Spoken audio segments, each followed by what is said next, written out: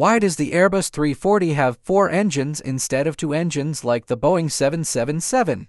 It isn't because the plane is bigger or heavier than the Boeing 777. The plane is actually just an Airbus 330 but with 4 smaller engines. This is because a few years ago there were rules that twinjets couldn't fly to certain places since they were too far away. If a plane had 4 engines, it could fly further. So Airbus made a plane with 4 small engines and the Airbus 340 was born.